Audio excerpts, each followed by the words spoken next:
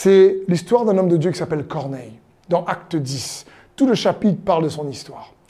Et à partir du verset 1 jusqu'au verset 6, je vous lirai, la Bible dit « À Césarée vivait un officier romain nommé Corneille, qui avait un poste de commandement dans la cohorte appelée l'Italique.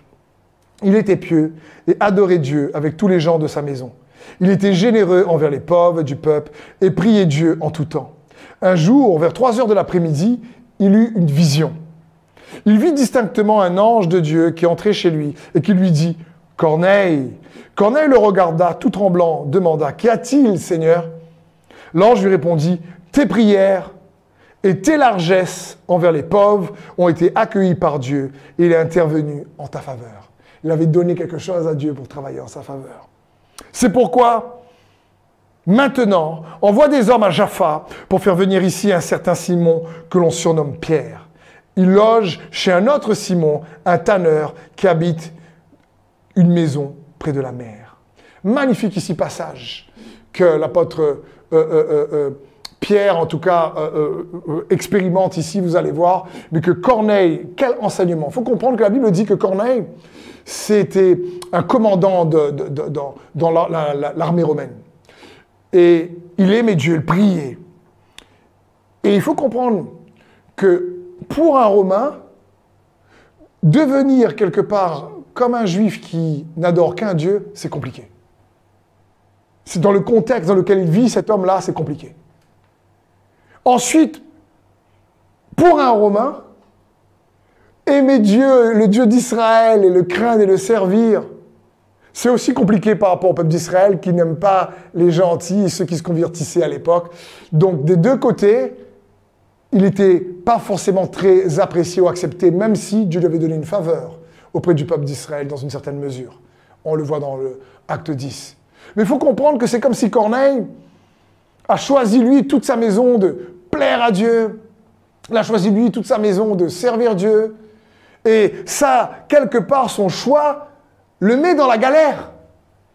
Parce qu'il n'est plus aussi accepté ou célébré sûrement avec les Romains, même s'il a une bonne catégorie sociale et il est commandant. Mais en même temps, il n'est plus tout à fait dans la culture romaine et il n'est pas tout à fait dans la culture juive. Parce qu'il est aussi étranger, c'est compliqué. Ça ne devait pas être une situation facile pour Corneille. Mais on voit que c'était un homme d'autorité, puisque le nom Corneille vient du grec Cornelius, qui signifie corne, ça parle de l'autorité. Et ici, donc, on voit que c'était un homme d'autorité qui, malgré tout, avait fait des choix pour plaire à Dieu, peu importe ce que pouvaient penser les Juifs, ou peu importe ce que pouvaient penser les Romains. Et dans ce choix-là, je ne sais pas combien de temps cela a duré d'être quelque part toujours entre deux. Combien de temps cela a dû durer d'être un Romain vraiment qui maintenant est juif, donc plus trop romain, et un juif romain qui n'est pas trop juif.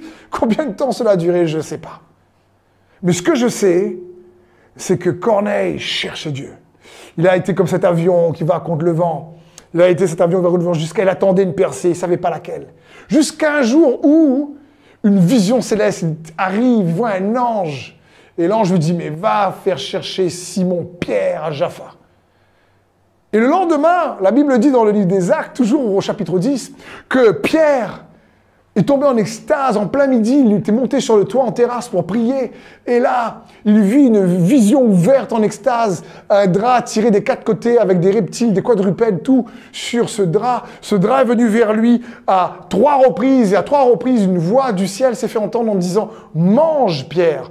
Et Pierre répond « Je n'ai jamais mangé de ma vie ce qui était impur. » Il dit « Pierre, tue et mange !» Non, je n'ai jamais mangé de ma vie ce qui était impur. Et ensuite, cette voix lui dit, ne déclare pas impur ce que j'ai déclaré pur. Waouh! Magnifique ici passage. Magnifique passage de l'apôtre Pierre. Et ensuite, Corneille avait envoyé après la vision 3 hommes, 2 de ses serviteurs et un autre Romain qui aimait Dieu comme lui. Il n'a pas envoyé n'importe qui pour le représenter, parce qu'il savait que ça devait être délicat, sa situation. Et ces gens-là arrivent le lendemain, juste au moment où la vision se termine, et l'Esprit dit à Pierre, c'est moi qui les ai envoyés, va avec eux. Et pourquoi? Parce que pour l'apôtre Pierre à l'époque, ou pour les Juifs, rentrer dans une maison d'un Romain, c'était impur. De manger avec des Romains, c'était impur. Et Dieu voulait lui dire, mais attends, ne déclare pas impur ce que j'ai déclaré pur. Mais regardez bien, pendant que Corneille prie, pendant que Corneille persévère, Dieu travaille derrière la scène. Il ne reste pas inactif. Il agit, il est en train de changer le cœur de Pierre. Il est en train de mettre quelque chose en place. Il est à l'œuvre. Corneille ne voyait pas, il faisait confiance. Il croyait en Dieu. Et il croyait en Dieu le Père, en Jésus. Il croyait, il est là. Il croyait en le Dieu d'Israël. Et sa générosité de cœur, ce qu'il donnait à Dieu pour œuvrer, a été dressé comme un mémorial, nous dit dans les cieux. Et Dieu s'est souvenu de Corneille. Et il dit maintenant, va chercher Simon-Pierre. Et quand Simon-Pierre arrive, il prêche l'évangile, il prêche Jésus, il prêche un Jésus extraordinaire, magnifique. Et le Saint-Esprit sature Corneille et toute sa maisonnée. Et là même Pierre reste estomaqué de voir cela. Il est surpris de voir que le Saint-Esprit tombe même sur les païens. C'est la première fois qu'on voit dans le livre des Actes que le Saint-Esprit tombe sur des non-juifs à ce moment-là. Et nous sommes encore aujourd'hui les bénéficiaires de cette porte ouverte pour ceux qui n'étaient pas juifs par la mort et la résurrection de Jésus. Et je veux dire, ce qui est incroyable, c'est de voir comment Corneille a tenu ferme, comment il a persévéré, comment Corneille a fait pour juste regarder à Dieu dans les moments de tension, de pression, qui ne devaient être pas faciles malgré son travail. Et Dieu lui a ouvert une porte, Dieu travaillait, Dieu préparait quelque chose que lui ne voyait pas, mais Dieu a préparé quelque chose. Et je crois que Dieu est en train de préparer quelque chose pour beaucoup que tu ne vois pas. Et j'aimerais te dire, peut-être que c'est difficile en ce moment. Peut-être que c'est compliqué. Peut-être que tu n'as pas la percée que tu aimerais.